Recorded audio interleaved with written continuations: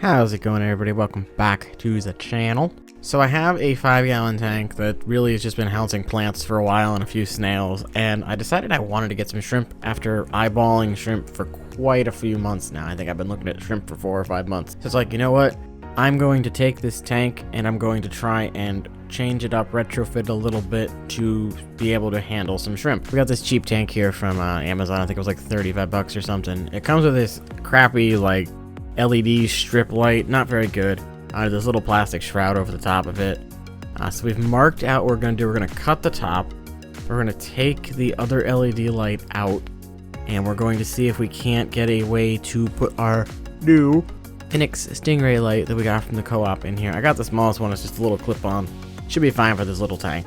So we're going to get this plastic housing off. We got a razor blade we're going to use to cut it. I recommend not doing this at home if you're not good with sharp objects. If you're a small child, please don't do this at home. We're going to take this plastic shout off casing here. Take the other light out. It looks like it's got little clips that it's holding it in. So we're just going to push those to the side and pull it out. And then it should just pop out here. Yeah, there we go. So this is what it looked like. It's got like, what's 5-6 diodes on it, so not a lot of light at all, and it would go in and out. So I'm gonna hold on to it. Maybe I'll take the button and the connector off, but this is the new light, the Phoenix. It's got much more to it, a little more spectrum lighting too. I think there's some blue and some reds in there as well. So we're gonna start scoring our plastic here. The plastic's a little on the thick side, so it's gonna take some scoring for this razor blade to go through it, but we're gonna use the underside and follow the edge, so hopefully we can get through this no problem. So we're gonna take our razor blade here. I'm gonna try and hold this up so you guys can see it better. I might have to put it down at some point because I don't think I'll have as much control, but we're just gonna nice and slow and steady here go up and score it a few times. Eat away at that plastic.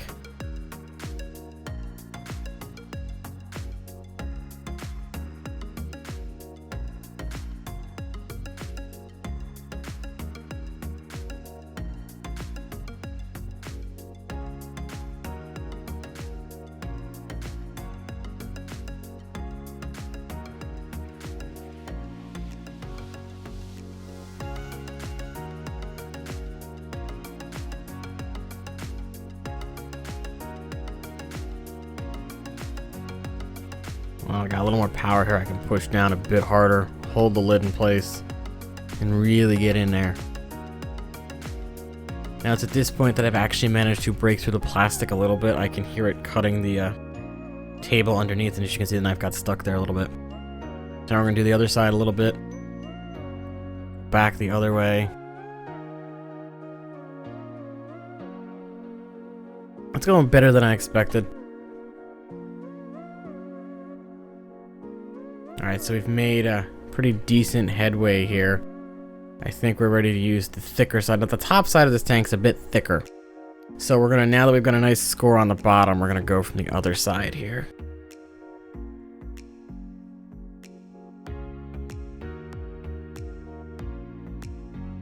Just gonna get this into a good spot here for me to be able to go through. As you can see, it is a little bit thicker, so it is a little harder to get the knife to go through.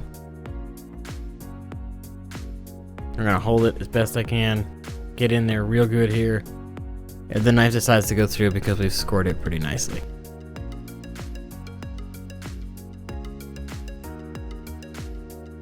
Now we gotta do the sides. I'm gonna try and score the under. I didn't do too well on the sides here, so I'm gonna try and score the undersides again. There we go, we're ripping through that plastic.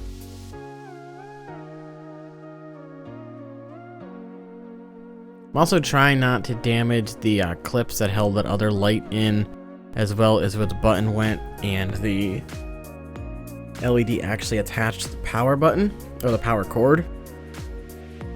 Just in the event that I want to try and stick a light into the actual holder slot here. So I think we're decently through. I'm gonna beat it a little bit with the underside of the knife here. Pop it. Again, don't try this at home if you're a young child or not good with knives and sharp objects. you will probably injure yourself, so please do not try this at home. I should just be able to rip it out. There we go. So we got our hole here now. Get rid of that piece of plastic. Okay. Clips are still good. We're going to put the plastic housing back on top. Just to keep the water out of our new light, because we don't want that to get damaged, because I don't think they are waterproof. Just going to beat those back in. Get them nice and hot, solid, so it holds. Now, as you can see, we have a nice hole there, so that we can put our Phoenix right in it.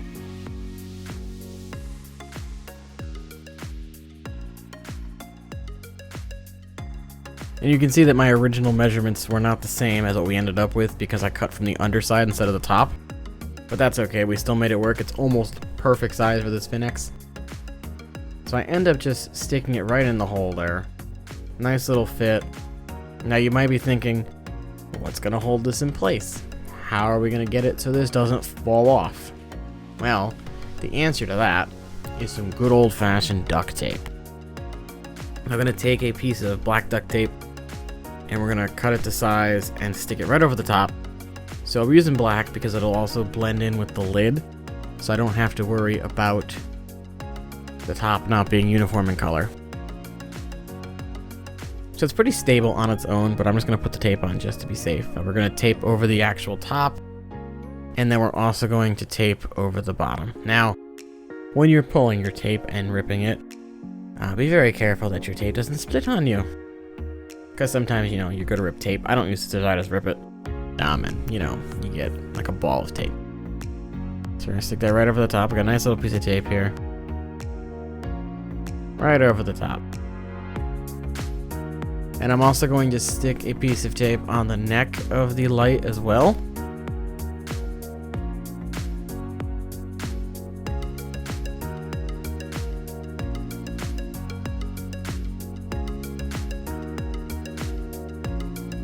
Yeah, there's that messy ball of tape. We're just gonna throw it away. Get rid of it. We don't need it. It's trash. Alright, so we're gonna take a small piece of tape here. We're gonna stick it on the neck. Now, I'm gonna press as close to the neck as I can to get a nice seal. So I'm gonna pinch around it so that it holds it in place better than if I just, pushed it down on the sides. I want a nice firm hold.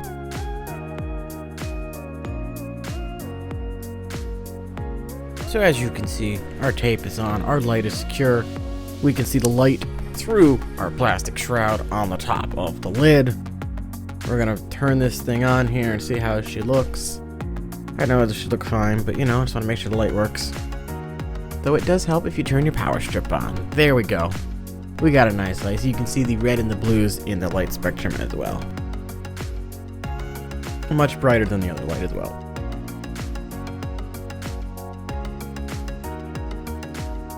So yeah, super cheap lid. Just made a little retrofit to it. We got a cheap light from the co-op. I think the light costs as much as the tank did. But it's fine. I can grow some nice plants in here now. Don't have to worry about it. Shrimp should be happy. And I've got a couple parts I can use off this other one, but you can see how flexible it is and flimsy compared to the other one. So, but yeah, now I got some moss balls, some Java moss, and some other things to unbox from the co-op that go in the tank or are going in the tank. So we're gonna just speed through these and take a look at them.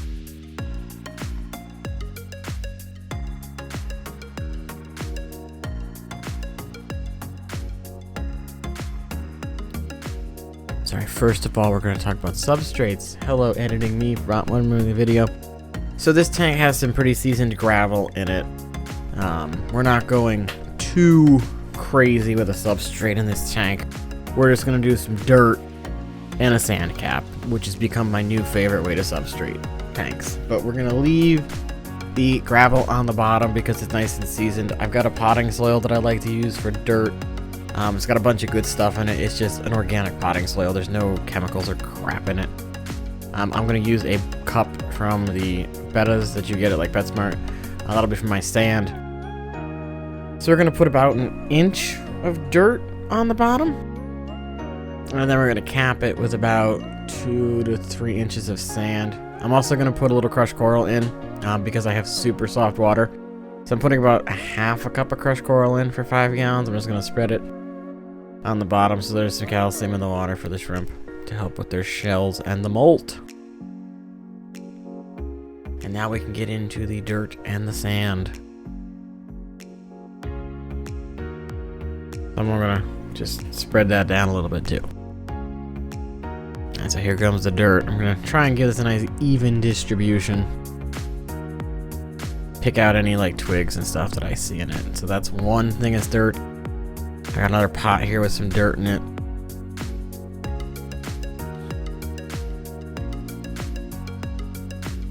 Like I said, you want about 1 inch of dirt to about 2 to 3 inches of sand. Try and get that nice and level throughout. So it is super hard when you're doing these to make sure everything is level and it's hard to get 1 inch of everything across the board. So there will be times you're going to have a higher end that you really can't do much of. Just with dirt bottom tanks, you just kind of got to look and see if anything comes up through the sand, and if it does, you just add more sand. It's kind of simple that way. And here I go and pick some twigs out.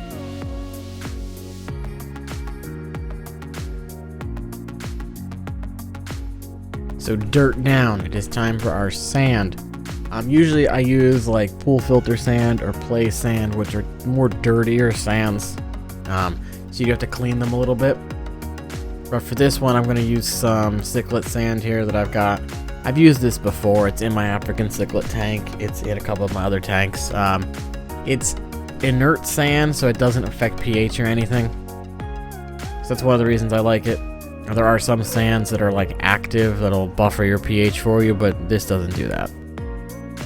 So we're going to use our Betta cup here again. Just, it's easy to use. Multi-purpose, that's why I save them. So we've opened up our bag.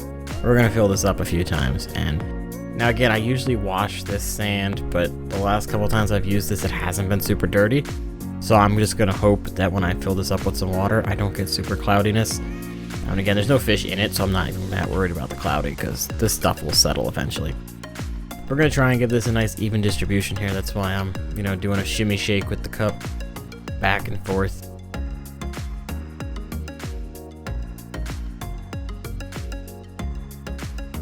I should also note that they do include a clarifier in these bags.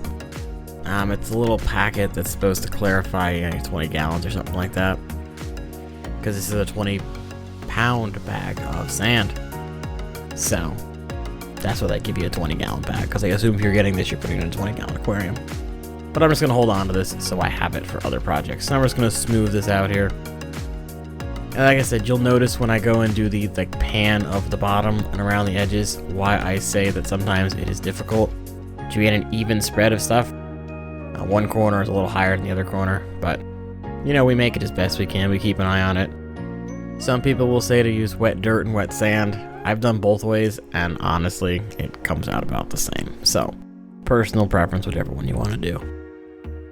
As you can see here, there is some areas where there's more dirt to sand, but for the most part, we got a pretty decent distribution across the front, I think. And again, the gravel's on the bottom, just because it was already seasoned. You're really not supposed to put on the bottom, you're supposed to put on top of the dirt, but that's just me. So we've got our coconut hut from the co-op. We're just going to speed through some of these moss ball openings because it's just a boss of moss balls. So I took a coconut hut and I glued a thing of Java moss from the co-op on it. They sell them in mats, so that's glued on there. And in the middle, I got like, I don't know, 8 or 9 moss balls. Just so the shrimp has something in there.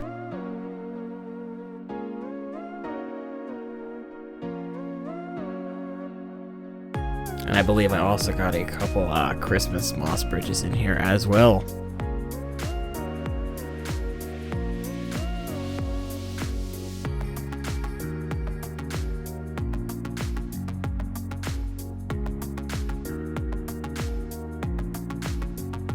Now it was at this point that I decided to just cut these open with a razor blade because trying to get these open with my fingers was taking too long. So razor blade made it a lot easier. Again, if you're young, do not use a razor blade without your parental help. So there they all are. I'm just going to stay in this cup for now, but here's one of the moss bridges. The cool thing about these is you really never know what size you're going to get, because it depends on what size the coconut was when they cut it up. Now they come wrapped in paper towels, as you can see here. And, you know, there it is. Nice looking one. For now, these are just going to get stuck in here. These probably won't be the configuration they stay in at all.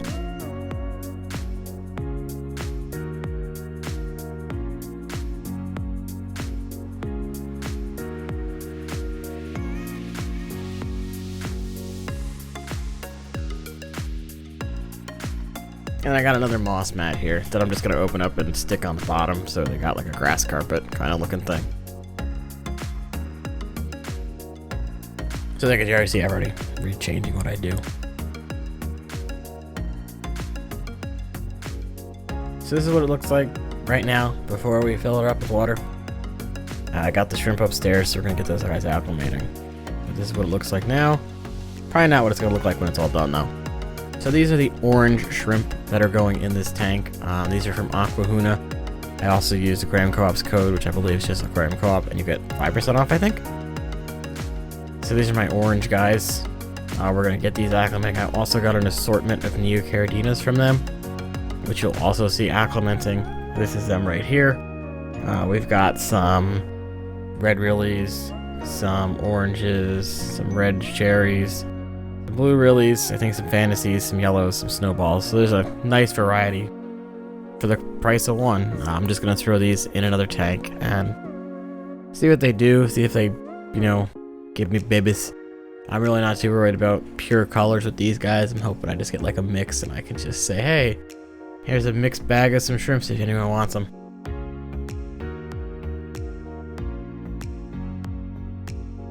But for those that never order shrimp online, they send them usually with either like a little mesh or a sponge they have something to hold on to in the trip.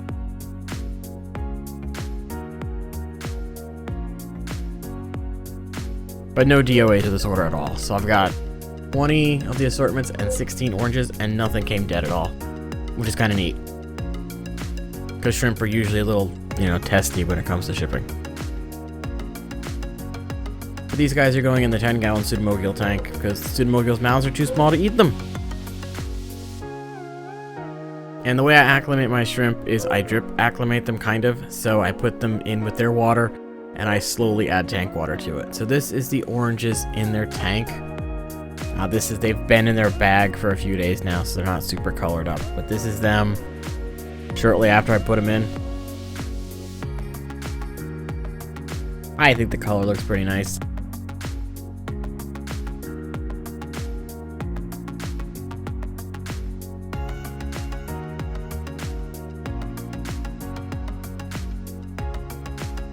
This for filtration has a 10-gallon Aquarium Co-op sponge filter, I believe, as well as whatever biological filtration you get from the substrates and whatnot.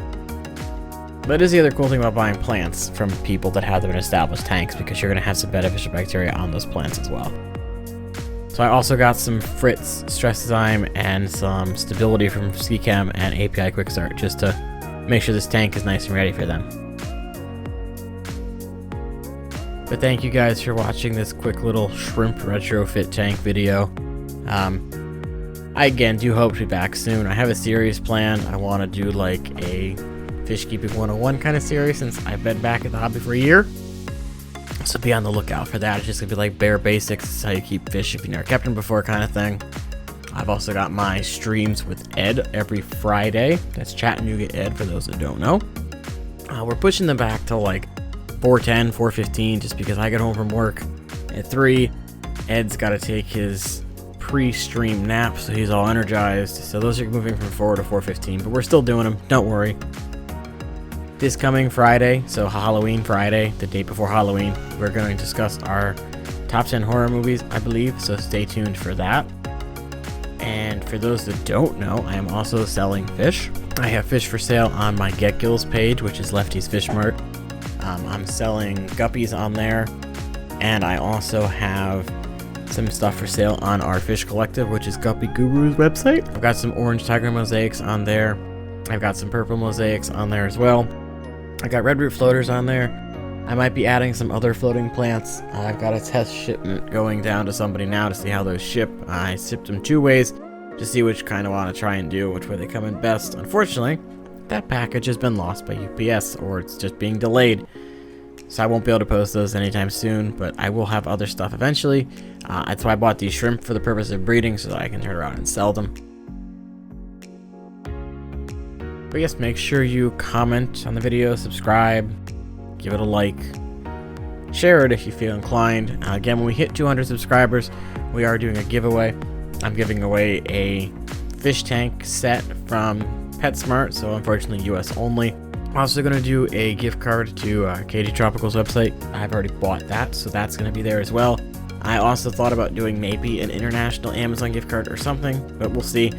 But once again, when we hit 200 subscribers, we're super close. We're 20 away, so if you guys could please share the video, share the channel, it'd be much appreciated. That way we can do a giveaway and I can give back to you guys, and it'll be fun. So until then, I will catch you guys in the next video. And if anyone has any ideas for outros for me, let me know in the description or the comments down below, because I would like something to say other than I'll see you guys in the next one. And everyone else has a tagline when they sign off, so yeah, let me know. Thank you for watching, and I hope you guys have a good Halloween.